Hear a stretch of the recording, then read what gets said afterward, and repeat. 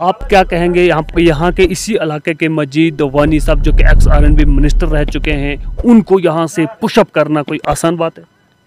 नहीं, बहुत आसान है, कौन सा मुश्किल है जब उनने कुछ किया ही नहीं है। सब लोग तो उनसे नाराज़ हैं, इसलिए तो 2014 में ही उनको पीछे फेंक दिया है। चौधरी जी, हम आपसे जानने की कोशिश करेंगे, जिस तरह से आम आदमी पार्टी एक इनकलाब की बात कर रही है और फिर कह रहे हैं बिजली पानी, जैसा कि दिल्ली में हो रहा है, बिजली फ्री दी जाएगी, पानी फ्री दिया जाएगा और मुख्तलिफ स्कीमें लोगों को बताई जा रही है। इस सारी चीज़ों को लेकर के आप क्या कहना चाहेंगे, क्या विश्वास दिलाएंगे आप खिता तक पहुंचा? आज गुजरात में जो है भारतीय जनता पार्टी की जड़ें हिला रही है आम आदमी पार्टी। तो हमें उम्मीद है कि सबसे ज़्यादा ज़रूरत जो है हमारे लोगों को है, हमारे लोग तकलीफ़ में हैं, मुसीबत में हैं।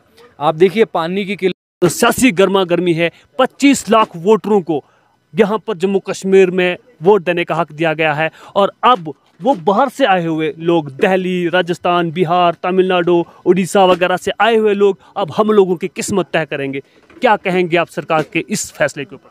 सड़कों की हालत पे आए तो सड़कों की हालत वही भदरवा की खस्ता हालत है, वही उद्यानपुर की सड़कों की खस्ता हालत है। तिब्बी सहूलियात की बात करें, आप एसेंशियल कमोडिटीज़ की बात करें तो यहाँ भी लोग पानी के लिए तरसते हैं। भदरवा में जाएं तो पानी के लिए तरसते हैं।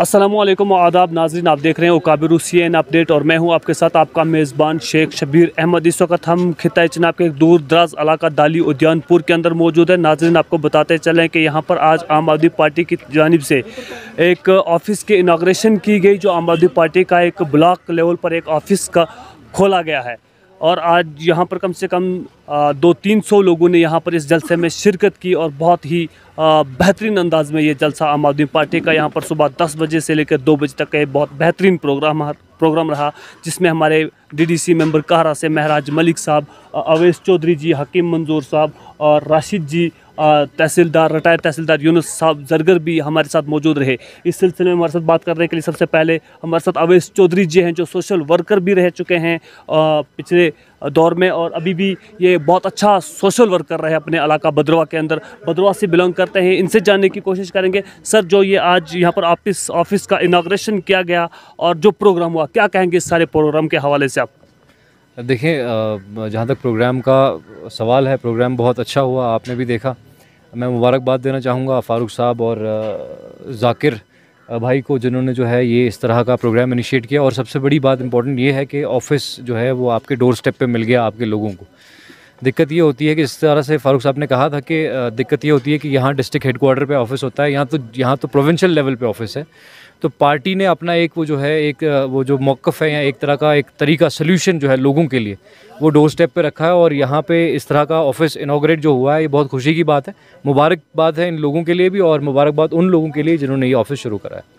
देखिए अवैस चौधरी जी, हम आपसे जानने की कोशिश करेंगे, जिस तरह से आम आदमी पार्टी एक इनकलाब की बात कर रही है और फिर कह रहे हैं बिजली पानी, जैसा कि दिल्ली में हो रहा है, बिजली फ्री दी जाएगी, पानी फ्री दिया जाएगा और मुख्तलिफ स्कीमें लोगों को बताई जा रही है। इस सारी चीज़ों को लेकर के आप क्या कहना चाहेंगे, क्या विश्वास दिलाएंगे आप खिता चनाब की आवाम को? देखिए, पार्टी का जहाँ तक सवाल है तो पार्टी का वजूद ही इसीलिए हुआ था, पार्टी वजूद में इसीलिए आई थी क्योंकि पार्टी ने ये चीज़ देखी कि जितनी सरकारें हैं वो क्या तो करप्शन के पीछे भाग रही हैं या तो किसी और प्रोपेगेंडा के पीछे भाग रही हैं। लेकिन यहाँ पे दिक्कत ये थी कि कोई ऐसी पॉलिटिकल पार्टी या कोई ऐसी जमात सामने आ नहीं रही थी जो लोक हित में काम करती हो। तो यहाँ पर दिक्कत शुरू हुई और जब देखा, आपने देखा कि कभी सावरकर, कभी गांधी, कभी वर्सेस, इस तरह की कंट्रोवर्सीज़, बयानबाजियाँ, हिंदू मुस्लिम और हर जो है पार्टी इस ही तरह की सियासत में जो है वो मुलव्वस भी रही है, पहले भी रही और आज भी है। तो आम आदमी पार्टी ने ये चीज़ देखी और उसके बाद जब आम आदमी पार्टी को ये चीज़ महसूस हुई कि हमें जो है सिस्टम में आना पड़ेगा, गवर्नमेंट बनानी पड़ेगी, तो तभी लोगों का जो है प्रॉब्लम जो है हल हो सकती है। तो तब इनिशिएट हुआ, दिल्ली से शुरू हुआ, पंजाब तक पहुंचा, आज गुजरात में जो है भारतीय जनता पार्टी की जड़ें हिला रही है आम आदमी पार्टी। तो हमें उम्मीद है कि सबसे ज़्यादा ज़रूरत जो है हमारे लोगों को है, हमारे लोग तकलीफ़ में हैं, मुसीबत में हैं। आप देखिए पानी की किल्लत, आप देखिए पढ़ाई का क्या लेवल है, आप देखिए एजुकेशन का क्या लेवल है, आप देखिए हेल्थ का क्या लेवल है।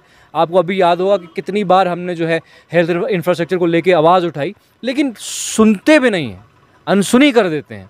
तो जब ये सब चीज़ें हमें देखी तो उसके बाद हमें ये लगा कि एक वन स्टॉप सोल्यूशन है कि आम आदमी पार्टी के साथ जुड़िए और आम आदमी पार्टी को जो है पावर में लाइए, इक़्तिदार में लाइए और आप देखिए कि आपकी मुश्किलात का इजाला कैसे होगा।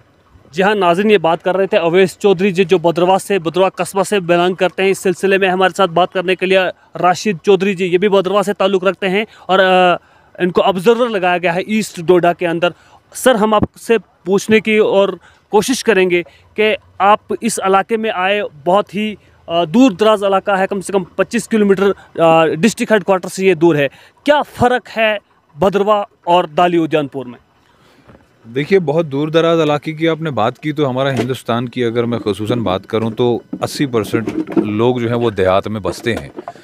हमारे जम्मू कश्मीर की बात करें आप, पूरी रियासत जम्मू कश्मीर की, तो लोग इसी तरह से बिखरे पड़े हुए हैं। हमारे इलाके, दूर दराज के इलाके की आपने बात की और साथ ही आपने एक सवाल पूछा है कि भदरवा से आप आते हैं और उद्यानपुर और भदरवा इलाके में क्या फ़र्क है। देखिए, कोई भी फ़र्क नहीं है। लोग एक तरह के हैं, ज़मीन एक तरह की है। सड़कों की हालत पे आएँ तो सड़कों की हालत वही भदरवा की खस्ता हालत है, वही उद्यानपुर की सड़कों की खस्ता हालत है। तिब्बी सहूलियात की बात करें आप, एसेंशियल कमोडिटीज़ की बात करें तो यहाँ भी लोग पानी के लिए तरसते हैं। भदरवा में जाएं तो पानी के लिए तरसते हैं। जम्मू कश्मीर के किसी भी खित्ता के अंदर जाएं तो लोग जो मजबूर हैं, जो मस्कीन हैं, जो बेसहारा लोग हैं, उनकी वही परेशानियाँ, वही बेरोज़गारी, वही बिजली के लिए लड़ना, कॉन्स्टिट्यूशनल राइट्स जो आपके थे, जो बाबा साहब भीमराव अम्बेडकर ने हिंदुस्तान का संविधान लिखते समय आपको आर्टिकल 19A की बात कर लें या फिर आप बात कर लें कि जो आपकी एसेंशियल कमोडिटीज़ की बात करें कि बेसिक सहूलियात फराहम कराने की जो बात थी, तो वो कहीं भी नहीं है। हर जगह का हाल एक ही है। जिस भी इलाका में जाएं आप, पढ़े लिखे नौजवान आपको सड़कों पे बेरोज़गार मिलेंगे। तिब्बी सहूलियात की आप बात करें तो दूर दूर तक आपको अस्पताल अगर मिलेंगे तो उसके अंदर डॉक्टर नहीं मिलेंगे, डॉक्टर मिलेंगे तो उसके अंदर इलाज नहीं मिलेंगे। स्कूलों की बात करें आप, चाहे बदरवा करें, चाहे डोडा करें, चाहे उद्यानपुर करें, चाहे किसी भी गांव की बात करें देहात की, तो हमारी जो 75 साला राजनीति रही है जम्मू कश्मीर रियासत के अंदर, तो इस 75 साल में पूरे जम्मू कश्मीर रियासत का, एंटायर रियासत की मैं बात कर रहा हूँ, इस्तेसाल हुआ है। तो कोई भी फ़र्क नहीं है।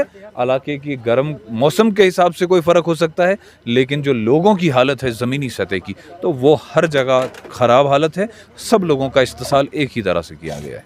जी हाँ नाज़रीन, ये बात कर रहे थे राशिद चौधरी जी जो बदरवा से ताल्लुक़ रखते हैं। इस सिलसिले में हमारे साथ बात करने के लिए एक बुज़ुर्ग शख्सियत हकीम मंजूर साहब है। इनसे भी मुख्तसरन जानने की कोशिश करेंगे कि क्या कहेंगे आप आजकल की इस सारे माहौल को लेकर के। शुक्रिया शबीर साहब। ये पहले मैं यहाँ दाली उद्यानपुर के लोगों को आज बहुत बहुत मुबारक पेश करता हूँ कि उन्होंने यहाँ बहुत बेहतरीन प्रोग्राम आम आदमी पार्टी का ऑर्गेनाइज़ किया। तो जिस तरह एक काली अंधेरी घटा रात के बाद सुबह होती है और सुबह का इंतज़ार लोग करते हैं, तो अक्सर जम्मू कश्मीर के लोग भी और डोडा के लोग भी इस उम्मीद में है, इस इंतज़ार में है कि आम आदमी पार्टी की सरकार जम्मू कश्मीर में हो और हम दिल्ली की तरह जो खुशहाल दिल्ली इस वक्त बन रहा है, हमारी जम्मू कश्मीर भी उसी तरह बने। और लोगों से भी गुजारिश है कि अब वो बाहर आएं और आम आदमी पार्टी का साथ देने के लिए गांव-गांव में प्रचार करें।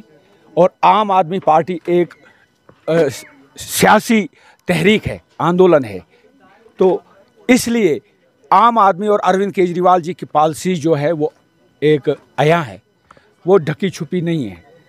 तो बस मैं ज़्यादा कुछ न कहते हुए जी हाँ नाज़रीन, ये बात कर रहे थे हकीम मंजूर साहब। इस सिलसिले में हमारे साथ बात करने के लिए यहाँ के रेजिडेंटल जो यहाँ के बेसिकली यहीं के रहने वाले इसी इलाके से फारूक डार साहब जो कि यहाँ के ही रहने वाले हैं, इनसे जानने की कोशिश करते हैं कि आप पार्टी के साथ बहुत टाइम से जुड़े हुए हैं और क्या कहेंगे इस सारे माहौल को लेकर के जो आज सियासी गर्मा गर्मी है। 25 लाख वोटरों को यहाँ पर जम्मू कश्मीर में वोट देने का हक दिया गया है और अब वो बाहर से आए हुए लोग, दिल्ली, राजस्थान, बिहार, तमिलनाडु, उड़ीसा वगैरह से आए हुए लोग अब हम लोगों की किस्मत तय करेंगे। क्या कहेंगे आप सरकार के इस फैसले के ऊपर? इस किस्म का उदाहरण तो बीजेपी के बहुत सारे बड़े नेता जो है अपने डिबेट्स के अंदर देते हैं कि देखो जी, आपका जो मुफ्ती मोहम्मद सईद मरहूम होम मिनिस्टर ऑफ इंडिया रहे थे, तो उसको भी तो बाहर से लोगों ने जिताया था। लेकिन अफसोस का मकाम ये है कि उस वक्त जो डिबेट में बैठे लोग, कभी उन्होंने ये नहीं कहा कि मुफ्ती सईद एक शख्स यहाँ से वहाँ इलेक्शन लड़ने गया था, वहाँ के लोगों ने क्या सोचकर क्या समझकर उसको पार्टी के लिए या किस एतबार से वोट दिए वो उनका काम और वो उनको मुबारक हो। अगर उनको एक एक को लड़ना है, वो भी चाहते हमारी डोडा असेंबली से जम्मू से लड़ना, एक आदमी आए यहाँ फॉर्म भरे और इलेक्शन लड़े, वोट का फैसला हम करेंगे, हम उसे दें या ना दें, वोट हम उससे दें या ना दें वो हम फैसला करेंगे।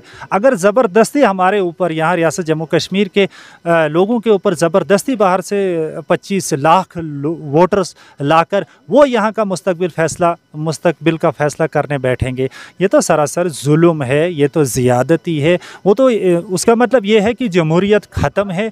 आप उठा के लोगों को ले जाओ जहाँ आप जीतना चाहते हैं, अपनी जो सरकार के दम पे, अपनी पावर के दम पे, अपने इक़्तिदार के दम पे, तो लोगों को आप तो हरा सकते हैं आसानी के साथ। तो इससे ये साबित हो जाता है कि वो ज़हनी तौर पे यहाँ रियासत जम्मू कश्मीर के अंदर हार चुके हैं। अब वो ज़बरदस्ती जीतना चाहते हैं, उसके लिए जो है एक गैर आइनी तरीका, एक जो है लाकानूनियत जो है इम्पोज़ की जा रही है जम्मू कश्मीर के रेजिडेंट्स के ऊपर, यहाँ के वोटरों के ऊपर। तो इससे ज़्यादा कहने की कोई ज़रूरत नहीं है। देखिए डार साहब, हम आपसे जानने की कोशिश करेंगे कि जिस तरह से पहले जब इलेक्शन हुआ था 2014 में बीजेपी ने इलेक्शन लड़ा था और वो 2019 में फिर से इलेक्शन हुआ, उन्होंने कहा कि इंसानियत, कश्मीरियत और जमहूरियत। अब इंसानियत, कश्मीरियत और जमहूरियत का यही सबूत है कि 25 लाख हो सकता है, इससे ज़्यादा 50 लाख भी हो सकता है और इससे ज़्यादा भी वो जम्मू कश्मीर में ला करके लोग वोट देने का हक दिला सकते हैं। जब 25 लाख हो सकता है तो ये क्वांटिटी बढ़ भी सकती है। अगर उन्होंने जमहूरियत कहा था, कश्मीरियत कहा था, इंसानियत कहा था, तो फिर जमहूरियत का पहला नमूना जो है वो ये नई जमहूरियत का नमूना जो है यहाँ जम्मू कश्मीर के अंदर जो है अब ऐजाद किया जा रहा है। तो ये नया नमूना अगर दुनिया ने ले लिया तो डिक्टेटरशिप के आने का इंतज़ार 5 से 10 साल के अंदर पूरी दुनिया के अंदर ताकतवर जो ताकतवर लोग हैं, जो यानी इक़्तिदार वाले लोग हैं, तो वो तो अपोजिशन को और जो इक़्तिदार से बाहर वाले लोग हैं तो उनको ख़त्म कर देंगे, तो जमहूरियत का जनाजा जल्द अज जल्द निकल जाएगा। जी हाँ नाजरीन, ये बात कर रहे थे फारूक डार साहब, जो आम आदमी पार्टी से ताल्लुक़ रखते हैं। बहुत अरसे से इन्होंने पार्टी के लिए काम किया हुआ है। जी हाँ नाजरीन, इस वक्त हम दाली उद्यानपुर के अंदर मौजूद है और इस वक्त हमारे साथ बात करने के लिए तारिक साहब मौजूद हैं, एडवोकेट तारिक साहब मौजूद हैं।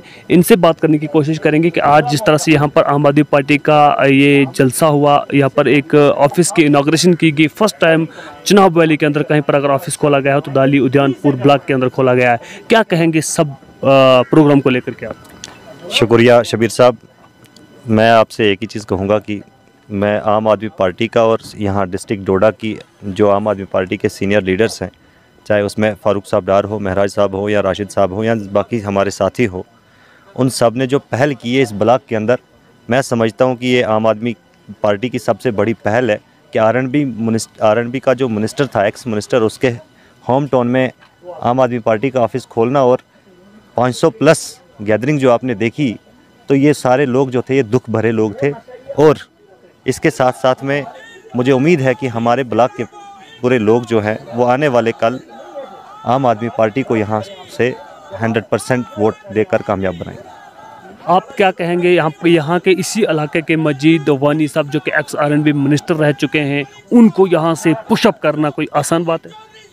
नहीं, बहुत आसान है, कौन सा मुश्किल है, जब उनने कुछ किया ही नहीं है। सब लोग तो उनसे नाराज़ हैं, इसलिए तो 2014 में ही उनको पीछे फेंक दिया है। देखिए वो तो कह रहे हैं कि जितना काम मैंने अपने भरत बगला के अंदर किया है, इतना तो कहीं मैंने डिस्ट्रिक्ट डोडा के अंदर नहीं किया। वो तो कह रहे हैं कि स्कूल हमने बनवाए, सड़कें उन्होंने बनवाई, टावर उन्होंने लगवाए, ये सारा काम जो यहाँ पर दिख रहा है वो सब वो अपने लिए कह रहे हैं कि वो उन्होंने करवाया है। तो क्या हकीकत बात, क्योंकि हम पहली बार यहाँ पर आए हैं और हमने यहाँ के हालात को देखा, आप यहाँ के रेजिडेंटल हैं, हकीकत क्या है? सर हकीकत से बखूबी मुझे लगता है आप मीडिया में हैं तो आपको ज़्यादा इल्म है हमसे ज़्यादा, लेकिन उसके बावजूद हम कुछ कहना चाहेंगे आपको। हमें डिज़र्व यहाँ हाई सेकेंडरी करती थी, तो आर.एन.बी मिनिस्टर मुजीद वानी साहब जब थे तो उन्होंने हाई सेकेंडरी जो है यहाँ से पीछे 10 किलोमीटर पीछे खोली, और उसके यूज़ क्या हो रहा है कि हमें 10 किलोमीटर बच्चे को आगे भेजना है अगर हमने हाई सेकेंडरी में भेजना है, या 10 किलोमीटर पीछे भेजना है, तब जाके हमारा बच्चा जो है हाई सेकेंडरी में आता है। उसके बाद जो है आपने सड़क की बात की, आर.एन.बी मिनिस्टर की होम रोड है, जिस रोड पे आप इस टाइम खड़े हैं, ये आर&बी मिनिस्टर की होम रोड है। और इसकी खस्ता हालत को आपने बखूबी देखा। यहाँ के आधे लोग जो है मुझे लगता है डिस्क के प्रॉब्लम के शिकार हो गए होंगे, क्योंकि जिस कंडीशन से यहाँ ये रोड 1960 से लेके आज तक नहीं बनी, मगर इसका कारण जो है वो हमारा लोकल मिनिस्टर जो था। एक तो हाँ नाज़रीन, इस वक्त हमारे साथ बात कर रहे थे तारिक साहब, जो कि इसी इलाके के रहने वाले हैं, एडवोकेट हैं ये पेशे से। और तरह उकाबिर हुसैन अपडेट मिलेंगे एक और नई पेशकश के साथ। तब तक के लिए शेख शबीर को दीजिए इजाज़त। वस्सलाम।